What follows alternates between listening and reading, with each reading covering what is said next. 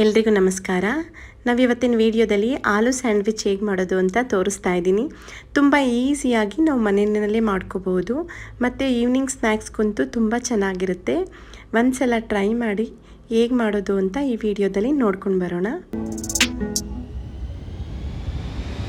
ನಾನಿಲ್ಲಿ ಪ್ಯಾನ್ಗೆ ಒಂದು 3 ಸ್ಪೂನಷ್ಟು ಆಯಿಲ್ ಹಾಕ್ಕೊಂಡಿದ್ದೀನಿ. ಈಗ ನಾನು ಇದಕ್ಕೆ 1 ಸ್ಪೂನ್ ಸಾಸಿವೆ ಹಾಗೆ 1 ಸ್ಪೂನ್ ಜೀರಿಗೆ ಹಾಕ್ಕೊಂಡು ಫ್ರೈ ಮಾಡ್ಕೊಳ್ತಾ ಇದ್ದೀನಿ. ಹೀಗೆ ಫ್ರೈ ಆದಮೇಲೆ ನಾನಿಲ್ಲಿ ಒಂದು 5 ಹಸಿಮೆಣಸಿನ್ಕಾಯಿ ಸಣ್ಣಗೆ ಹೆಚ್ಕೊಂಡು ಹಾಕ್ಕೊಳ್ತಾ ಇದ್ದೀನಿ.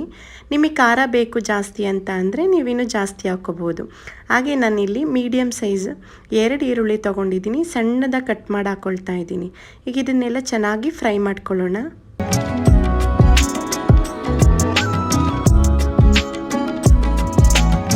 ಈ ರೀತಿ ಚೆನ್ನಾಗಿ ಫ್ರೈ ಮಾಡ್ಕೊಂಡಾದ್ಮೇಲೆ ನಾನಿಲ್ಲಿ ಒಂದು ಅರ್ಧ ಕಪ್ಪಷ್ಟು ಹಸಿ ಬಟಾಣಿ ತೊಗೊಂಡಿದ್ದೀನಿ. ನೀವು ಒಣ ಬಟಾಣಿ ಇದ್ರೂ ಯೂಸ್ ಮಾಡ್ಬೋದು, ಆದರೆ ಮೊದಲೇ ಬೇಯಿಸ್ಕೊಂಡು ಹಾಕ್ಕೊಂಡ್ರೆ ಅದು ಒಣ ಬಟಾಣಿ ಆಗಿರೋದ್ರಿಂದ ಇದರೊಳಗಡೆ ಬೇಯಿಸ್ಕೊಳ್ಳೋಕ್ಕಾಗಲ್ಲ, ಆಗ ಚೆನ್ನಾಗಿರುತ್ತೆ. ನಾನು ಹಸಿ ಬಟಾಣಿ ಆಗಿರೋದ್ರಿಂದ ಹಾಗೆ ಸೇರಿಸ್ಕೊಂಡಿದ್ದೀನಿ.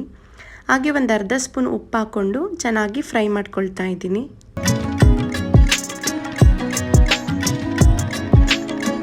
ಹೀಗೆ ಬಟಾಣಿನ ಚೆನ್ನಾಗಿ ಫ್ರೈ ಮಾಡಿಕೊಂಡ್ರೆ ಸಾಕು, ಅದು ಚೆನ್ನಾಗಿ ಬೇಯುತ್ತೆ. ಹಾಗೆ ನಾನಿಲ್ಲಿ ಒಂದು ಅರ್ಧ ಸ್ಪೂನಷ್ಟು ಖಾರದ ಪುಡಿ, 1/4 ಸ್ಪೂನ್ ಅರಿಶಿನ, ಹಾಗೆ ಒಂದು ಅರ್ಧ ಸ್ಪೂನ್ ಗರಂ ಮಸಾಲ ಹಾಕ್ಕೊಂಡಿದ್ದೀನಿ. ನೀವು ಬೇಕಂತಂದರೆ ಚಾಟ್ ಮಸಾಲ ಸಹ ಯೂಸ್ ಮಾಡ್ಬೋದು, ಇಲ್ಲ ಆಮ್ಚೂರ್ ಪೌಡ್ರ್ ಹಾಕೋಬೋದು. ನಾನಿಲ್ಲಿ ಮನೆಯಲ್ಲಿರೋ ವಸ್ತುಗಳನ್ನೇ ಯೂಸ್ ಮಾಡೋಣ ಅಂತ ನಾನಿಲ್ಲಿ ಆಮ್ಚೂರ್ ಪೌಡರ್, ಚಾಟ್ ಮಸಾಲ ಏನೂ ಯೂಸ್ ಮಾಡಿಲ್ಲ. ನಾನು ಒಂದು ಸ್ವಲ್ಪ ಗರಂ ಮಸಾಲ ಹಾಕ್ಕೊಂಡಿದ್ದೀನಿ ಅಷ್ಟೇ. ಈಗ ಇದನ್ನೆಲ್ಲ ಚೆನ್ನಾಗಿ ಫ್ರೈ ಮಾಡ್ಕೊಂಡಾಯಿತು. ನಾನೀಗಿಲ್ಲಿ 4 ಆಲೂಗೆಡ್ಡೆನ ಬೇಯಿಸಿಟ್ಕೊಂಡಿದ್ದೆ, ಅದನ್ನು ಸ್ಮ್ಯಾಶ್ ಮಾಡಿ ಎತ್ತಿಟ್ಕೊಂಡಿದ್ದೀನಿ. ಹಾಗೆ ಇದನ್ನು ಸೇರಿಸ್ಕೊಳ್ತಾ ಇದ್ದೀನಿ ಈ ಮಸಾಲಾಗೆ.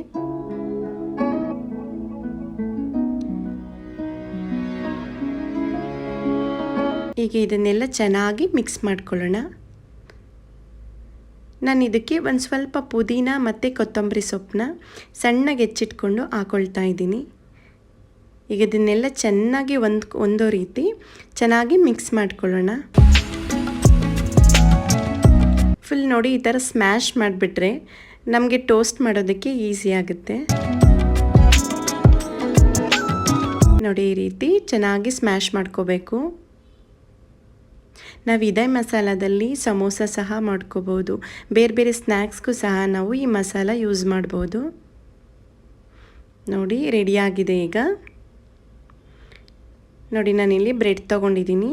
ಈಗ ಬ್ರೆಡ್ಗೆ ಈ ರೀತಿ ಚೆನ್ನಾಗಿ ಒಂದು ಕಡೆ ಸೆಟ್ ಆಗೋ ಥರ ಪ್ರೆಸ್ ಮಾಡಿ ಅದಕ್ಕೆ ಹಾಕೋಣ.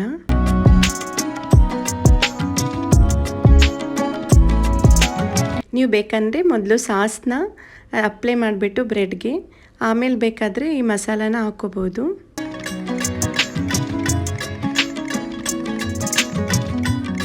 ಈಗ ಇನ್ನೊಂದು ಬ್ರೆಡ್ ಅದಕ್ಕೆ ಸೇರಿಸ್ತಾ ಇದ್ದೀನಿ. ಈ ರೀತಿ ಚೆನ್ನಾಗಿ ಆದಮೇಲೆ ನೋಡಿ, ಇಲ್ಲಿ ತೋರಿಸ್ತಾ ಇದ್ದೀನಿ ನೋಡಿ, ಈ ರೀತಿ ಫೋಲ್ಡಿಂಗ್ ಏನು ಬಿಟ್ಕೊಳ್ಳಲ್ಲ, ಚೆನ್ನಾಗಿರುತ್ತೆ.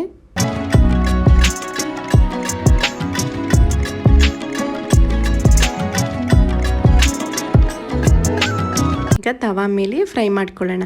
ನಾನಿಲ್ಲಿ ಬೆಣ್ಣೆ ಸ್ಪ್ರೆಡ್ ಮಾಡ್ತಾ ಇದ್ದೀನಿ ಬ್ರೆಡ್ ಮೇಲೆ.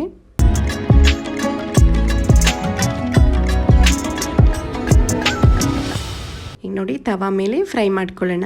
ಹಾಗೆ ಈ ಸೈಡ್ ಸ್ವಲ್ಪ ನಾನು ಬೆಣ್ಣೆನ ಹಾಕ್ಕೊಳ್ತಾ ಇದ್ದೀನಿ. ನಾವು ಆದಷ್ಟು ಲೋ ಫ್ಲೇಮಲ್ಲೇ ನಾವು ಟೋಸ್ಟ್ನ ನಾವು ರೆಡಿ ಮಾಡಬೇಕು. ಹೈ ಫ್ಲೇಮ್ ಆದರೆ ಬೇಗ ಸೀದ್ ಬಿಡುತ್ತೆ. ಲೋ ಫ್ಲೇಮಲ್ಲಿ ಮಾಡಿದರೆ ನಮಗೆ ಒಳ್ಳೆ ಕಲರ್ ಸಹ ಬರುತ್ತೆ. ನೋಡಿ, ಕಲರ್ ಎಲ್ಲ ಎಷ್ಟು ಚೆನ್ನಾಗಿ ಬಂದಿದೆ.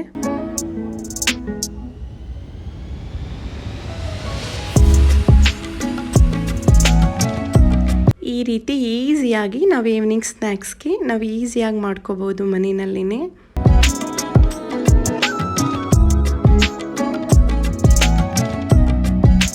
ನೋಡಿ, ಟೋಸ್ಟ್ ರೆಡಿಯಾಗಿದೆ.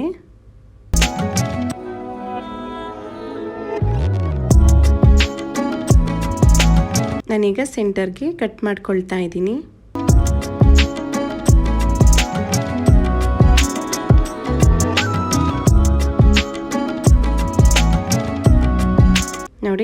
ಎಷ್ಟು ಚೆನ್ನಾಗಿ ಬಂದಿದೆ.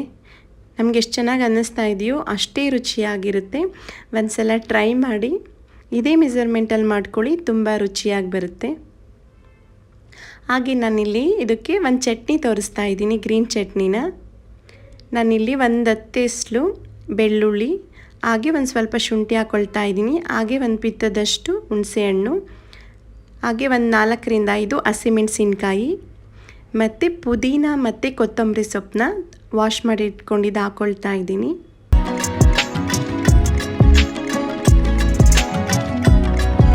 ಹಾಗೆ ಇದಕ್ಕೆ ಒಂದು 2 ಸ್ಪೂನಷ್ಟು ಕಡಲೆ ಹಾಕ್ಕೊಳ್ತಾ ಇದ್ದೀನಿ. ಕಡಲೆ ಬೇಕಾದ್ರೆ ಸ್ಕಿಪ್ ಮಾಡ್ಬೋದು. ಸ್ವಲ್ಪ ಉಪ್ಪು ಸೇರಿಸ್ಕೊಂಡಿದ್ದೀನಿ. ಕಡಲೆ ಏನಕ್ಕೆ ಹಾಕ್ಕೊಂಡಿದ್ದೀನಿ ಅಂದರೆ ಸ್ವಲ್ಪ ಚೆನ್ನಾಗಿ ನುರಿಯುತ್ತೆ ಅನ್ನೋದಕ್ಕೋಸ್ಕರ ನಾನು ಸ್ವಲ್ಪ ಕಡಲೆ ಹಾಕ್ಕೊಂಡಿದ್ದೀನಿ. ನೀವು ಬೇಡ ಅಂತ ಅಂದರೆ ಕಡಲೆನ ಸ್ಕಿಪ್ ಮಾಡ್ಬೋದು. ಈಗ ಸ್ವಲ್ಪ ನೀರು ಸೇರಿಸ್ಕೊಂಡು ರುಬ್ಕೊಂಡು ಬರೋಣ. ನೋಡಿ, ಈ ರೀತಿ ಚಟ್ನಿ ರೆಡಿಯಾಗಿದೆ.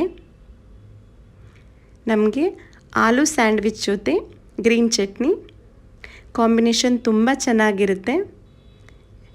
ನೋಡಿ, ಟೇಸ್ಟ್ ಅಂತೂ ಅದ್ಭುತವಾಗಿರುತ್ತೆ.